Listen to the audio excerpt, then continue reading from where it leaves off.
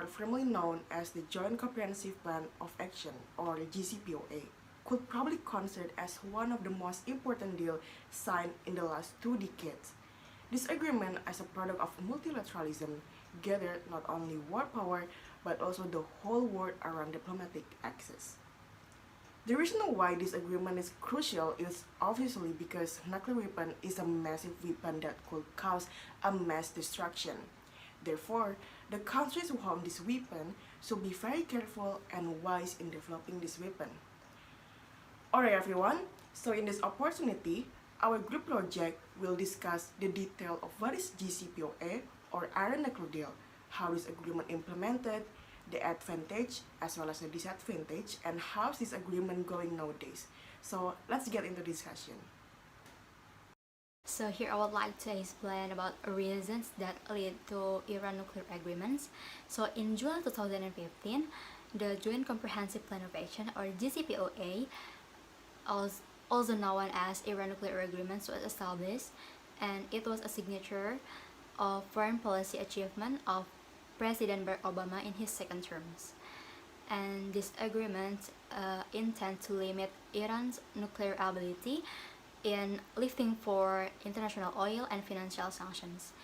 It is laid out lengthy process spanning over 15 to 25 years, and this will be supervised by an 8-member committee including Iran, US, UK, French, Germany, Russia, China, and European Union. Iran nuclear deal background. Based on the revelations of an Iranian exile group in 2002, Iran was suspect of having nuclear facilities. Following inspection by the International Atomic Energy Agency, or IAEA, and subsequent discoveries, Iran continued to proceed with nuclear development despite international oppositions. In 2006, the United Nations imposed sanctions on Iran, which were followed by the similar actions from the US and the EU. Bitter confrontations then broke out between Iran and the world powers. The sanctions, primarily on Iran's oil business, weapons sales, and financial transactions, had severely hurt Iran's economy. As one of the largest producers of crude oil, prices went through a volatile period as the outcome was largely unknown.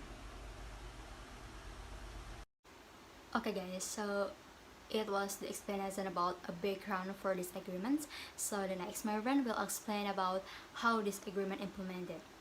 Okay, please Saufa.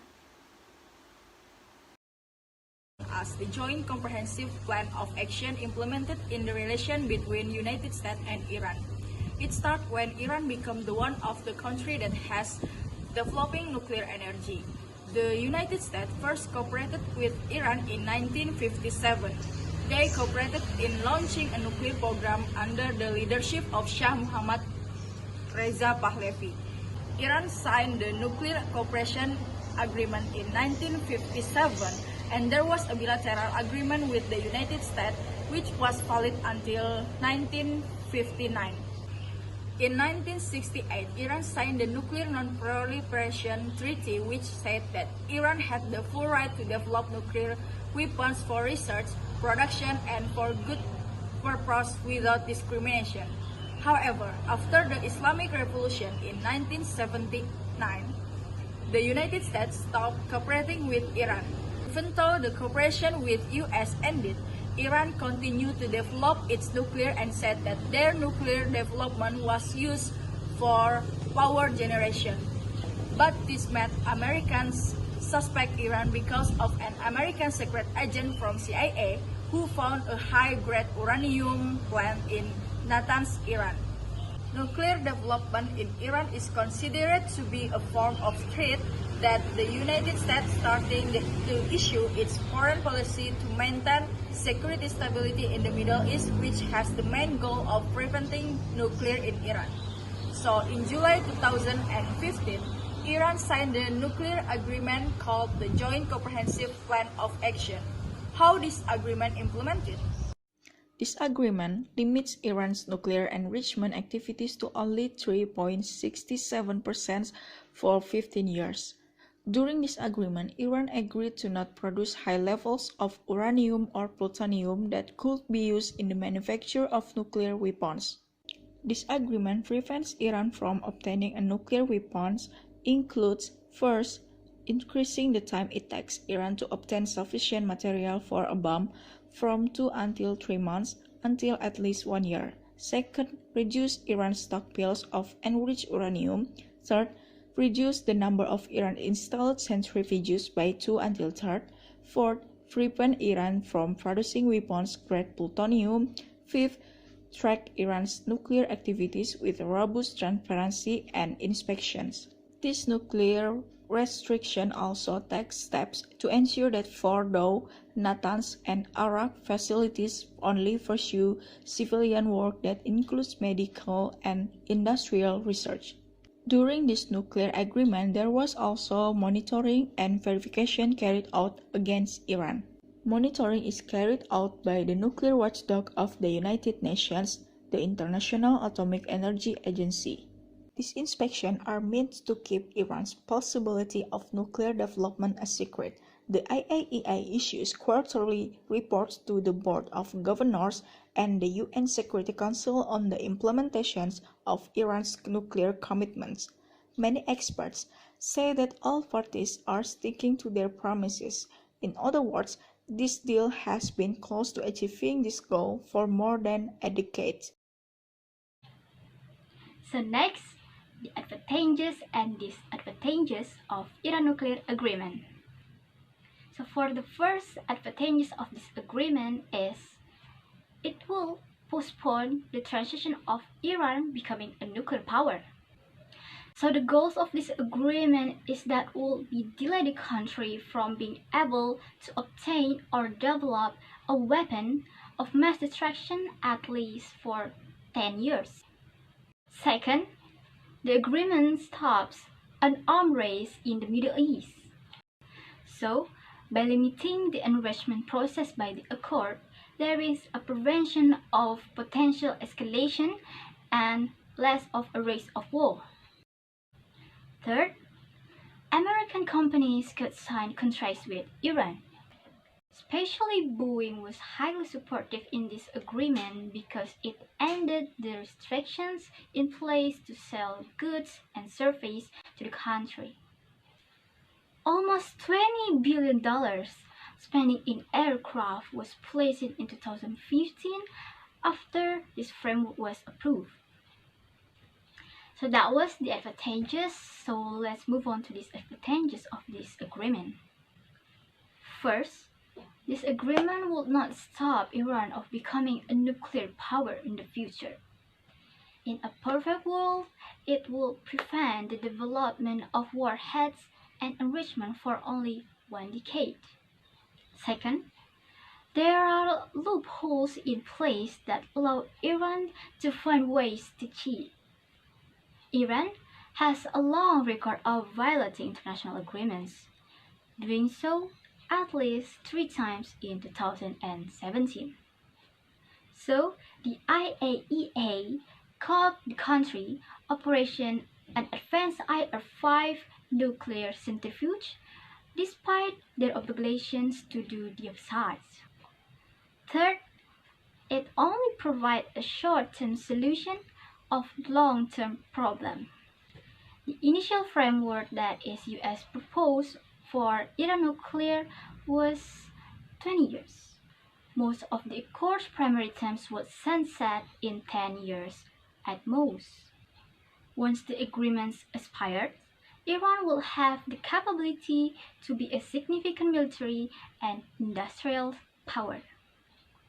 So that was the advantages and disadvantages of Iran nuclear agreements. Assalamualaikum warahmatullahi wabarakatuh. My name is Muhammad Farsi Matiga and I'm here to explain about the agreement in recent years.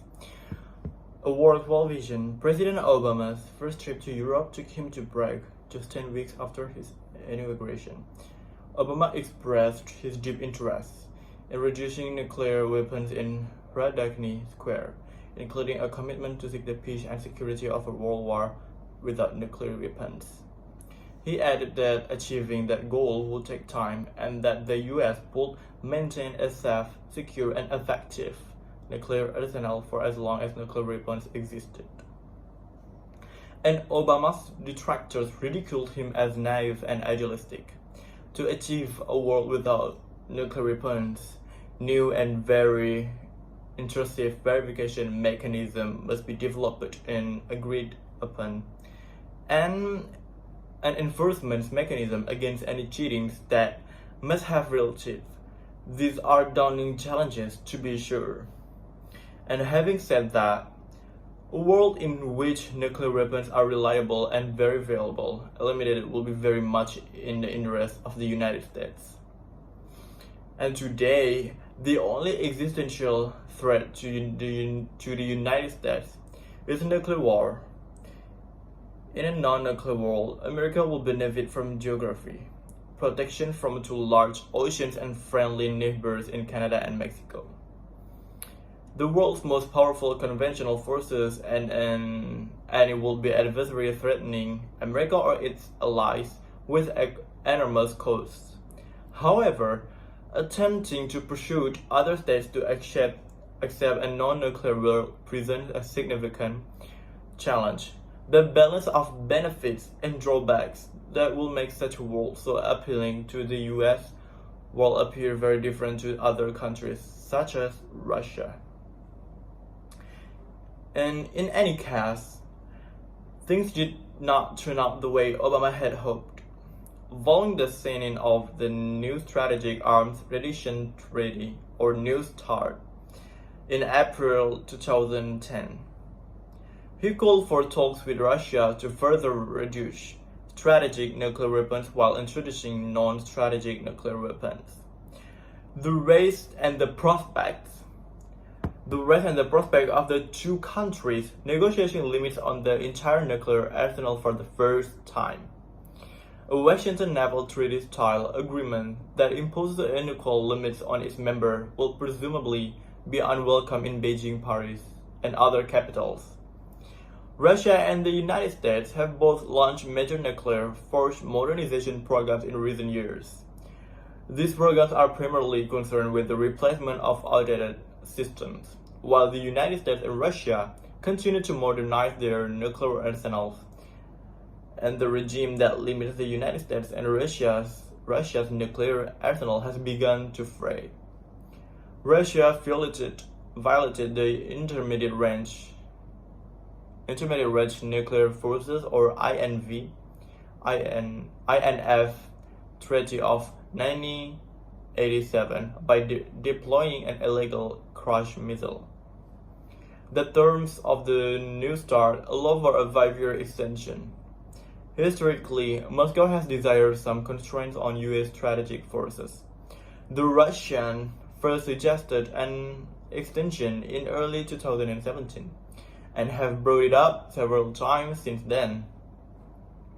The extension should be a no-brainer US modernization plans, which were designed to fit within the New START, and the extension will also keep the flow of information about Russian strategic forces that the US receives from New START verification measures going.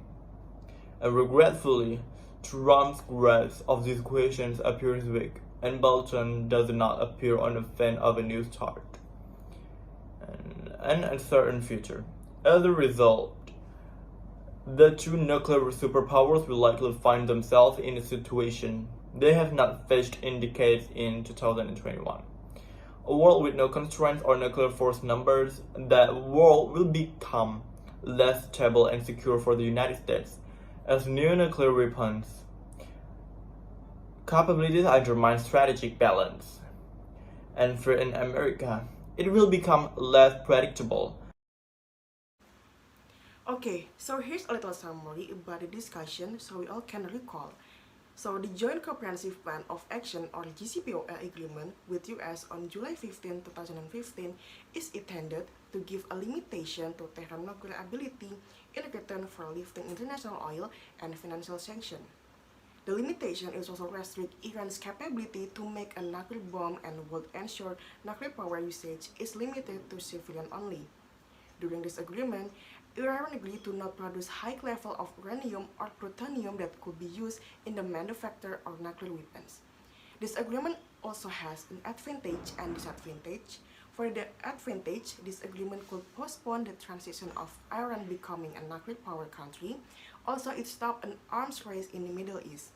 For the disadvantage, this agreement could probably only provide a short-term solution to a long-term problem, and it could be inevitable for Iran to be a nuclear state in the future. And that's it, our discussion about our nuclear agreement. We do hope our explanation could give a little insight to all the viewers. I'm Asra Ali Syafitri, and thank you so much for your kind attention. Wassalamualaikum warahmatullahi wabarakatuh.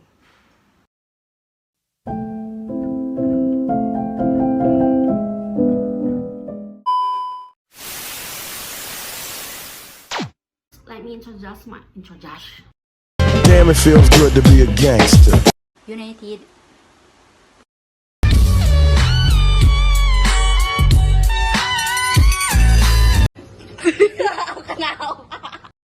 Apa nih? Apa nih? Apa nih? Apa ya? Oke. So pick me. Choose me. Love me. In the agreement recent years, really. I feel like I'm dead. I'm alive, but I'm dead.